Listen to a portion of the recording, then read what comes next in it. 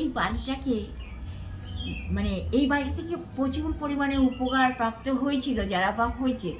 সেই সমস্ত আমাদের বিশেষ করে আমাদের যারা নিজের বলে পরিচিত ছিল বা হয়তো আছে এইসব মানুষ এবং